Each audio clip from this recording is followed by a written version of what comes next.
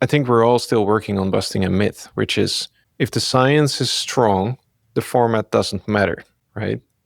But that thinking is outdated because your content can be as good as it comes. But if the format isn't working for your audience, it doesn't really matter. It's like sending the most beautiful letter to a mailbox that no one will ever open. Welcome to Transforming Medical Communications, a podcast by MedComms experts. We share medical communications insights and advice from the best and brightest in the industry to find out what they're doing to push our industry forward. Here's your host, Wesley Portegies. If you want to stay ahead of the curve in medical communications, there are 3 trends that you cannot ignore right now. Today I'm breaking them down for you, what they are, why they matter, and how you can take action. My name is Wesley Portegies. I'm the Chief Strategy Officer and founder of MedComms Experts, an agency specializing in effective medical communication strategies. So why this episode? Well, our recent survey, the State of Medical Communications 2025, gathered insights from over 50 medical affairs industry professionals. And it gave us a clear view of where we're headed and where too many teams are still stuck. So here's a quick teaser of what we're going to talk about today. The first trend is on how teams align, or maybe to say misalign, on strategy. The second trend deals with the kind of content that actually gets noticed, used, and remembered. And the third, it's about why so many great resources never reach the people who need them most, and how that is finally starting to change. So let's get into it. So trend number 1 is all about strengthening the strategic alignment across different teams. And this is something I hear a lot right now. It wasn't just in the survey, but most of my conversations, this is something that comes up. So we're all talking about breaking down or connecting silos and building alignment across medical, commercial, global and affiliate teams, or maybe even within medical affairs and across the different functions. And this is not just about collaborating. This is often about co-creating. And how do we create shared objectives, shared projects, and shared timelines? And how do we make sure that we work well across the communication objectives and we're all dancing to the same tune, as they say?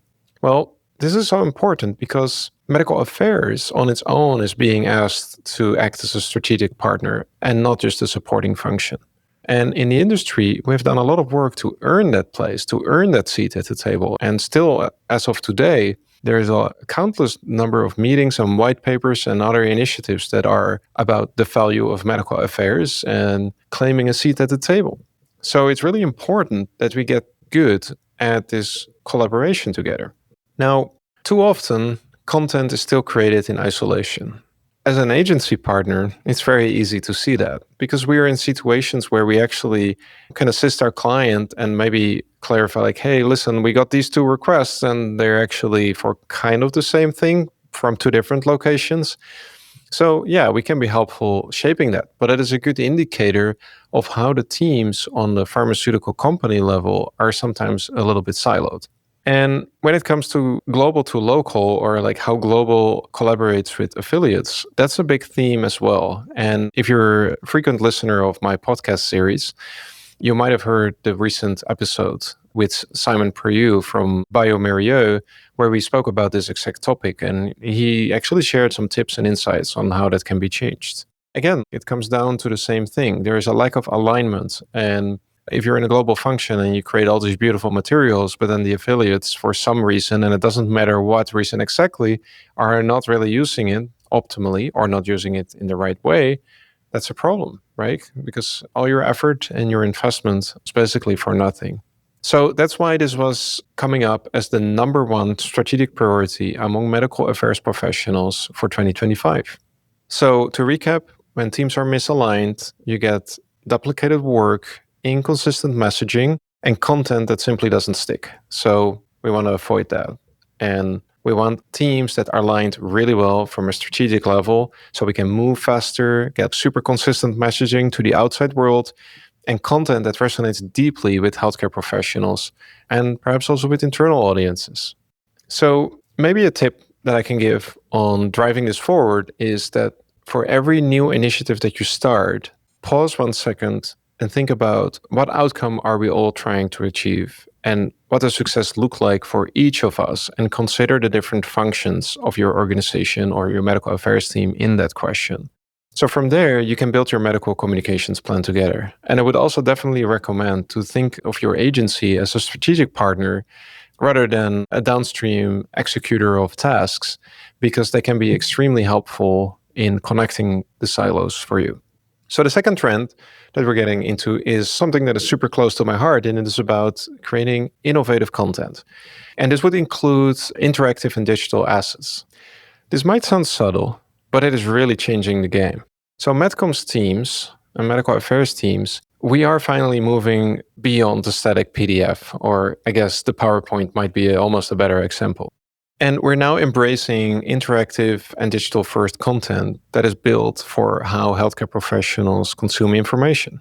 Short form content that works across different devices, leveraging platforms like third-party platforms.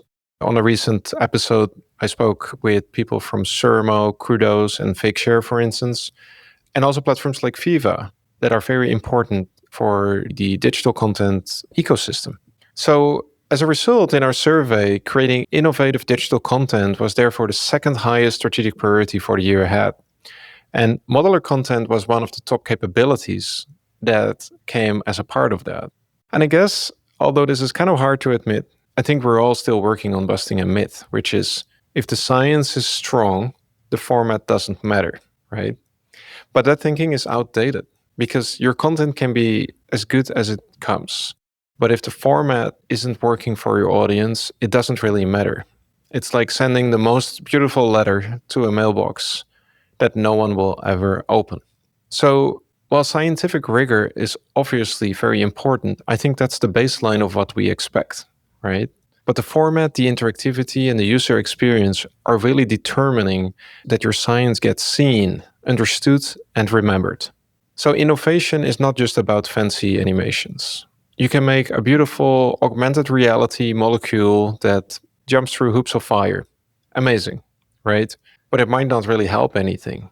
So most of the times, the solutions that you can use to make content more innovative and effective are actually the small and the simple things. It can be as simple as creating an experience that is very intuitive, like creating a deck for MSLs where they can intuitively find the information they would need to show to support their dialogue, rather than being stressed about it, skipping around in a 200 slide deck and trying to find that one slide. So it's all about usability, adaptability, and scalability.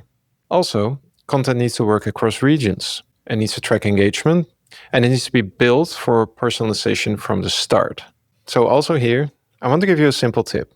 So I would like you to take a high value resource or asset, maybe like a clinical trial summary, and try to think about how you could rebuild this as a modular toolkit. So think about separating the core narrative, then think about what visuals would support this narrative. What could you integrate that would drive interaction, like a quiz or some kind of decision-making tree? And what would be useful for certain regions specifically that you could tailor about this particular asset?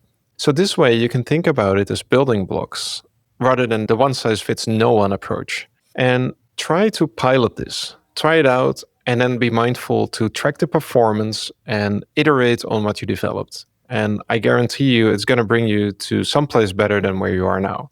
And finally, trend number 3, which is about effectively communicating and disseminating resources to affiliates. This came out as a huge topic, not only in our recent survey, but also in many other conversations we have had, mainly with our global medical affairs clients.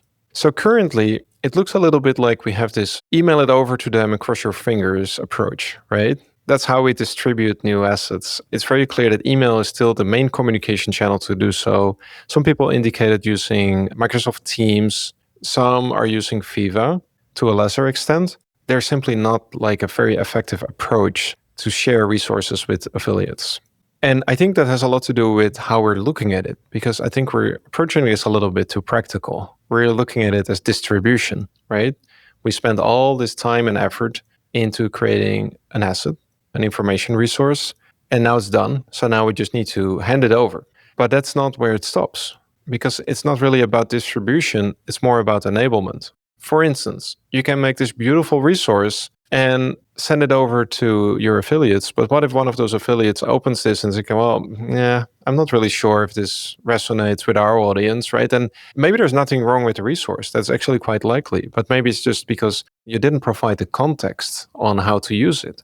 So I'm a big fan of providing, I like to call it meta content, that comes with your different resources. And that gives maybe consider it like a mini training. Like, why did we develop this in the first place? What were the requirements? What are we trying to achieve with this resource? How is it being used? With whom is it being used? In what kind of scenario? And what do we expect the outcomes are? That is a completely different way than, hey, here's your new PowerPoint, good luck, right? And of course, I'm exaggerating here, but the survey results speak for itself. There's a problem here, and we definitely need to address that. So one way to look at it is that affiliates are not just content recipients, right? They're actually co-creators and strategic allies. But they will only be when we treat them that way, of course. So that is why 77% of medical affairs professionals are reporting ongoing challenges with affiliate engagement. So there seems to be a lack of alignment, materials that are outdated, and also zero visibility in content use.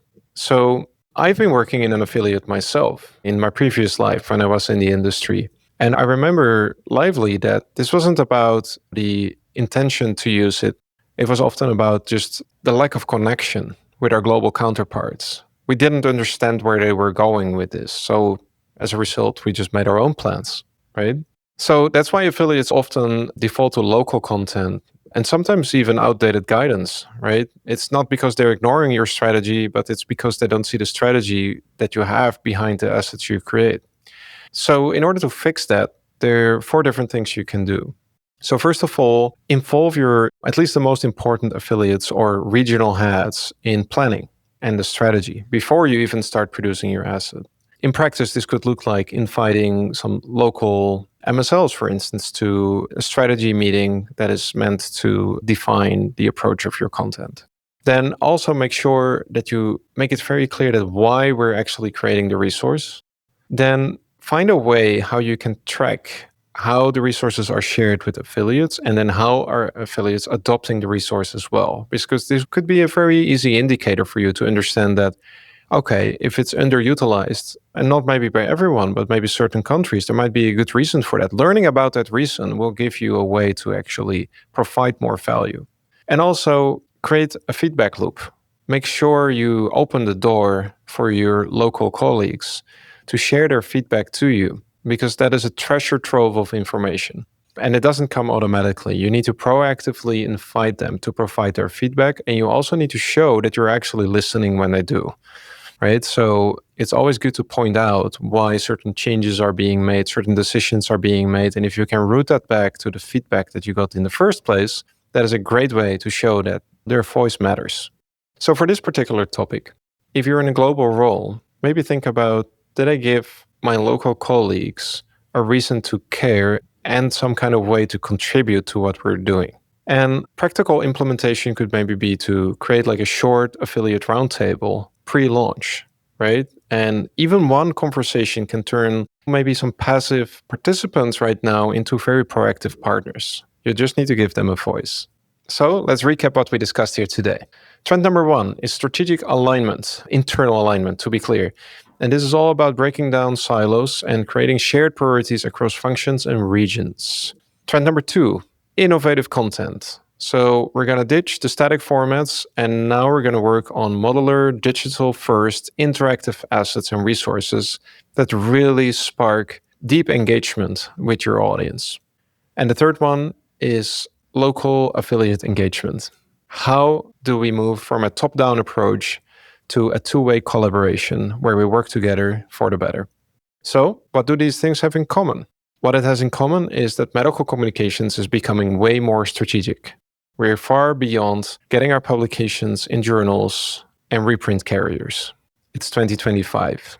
So if there's one thing to remember from this conversation, it is that it's no longer about just making more content. It is all about producing the right content for the right people in the right way. So now we're at the end of this conversation. I'm really wondering what of this actually hit home for you. And I would love to hear your thoughts on that. So if this made you pause, if this made you think, please send me a message. I would love to hear your thoughts. Also, don't forget to subscribe. We have a lot of new cool topics coming up very soon. And if you're ready to future-proof your strategy, also check out our Knowledge Hub at our medcoms-experts.com website. Thank you for listening, and I'll catch you next time. Transforming Medical Communications is brought to you by MedComms Experts. To find out more about MedComms Experts and how we create some of the most cutting-edge medical communications programs anywhere in the world, visit www.medcoms-experts.com. And then make sure to search for Transforming Medical Communications in Apple Podcasts, Spotify, and Google Podcasts, or anywhere else podcasts are found. Make sure to click subscribe so you don't miss any future episodes. On behalf of the team here at MedComms Experts, thanks for listening.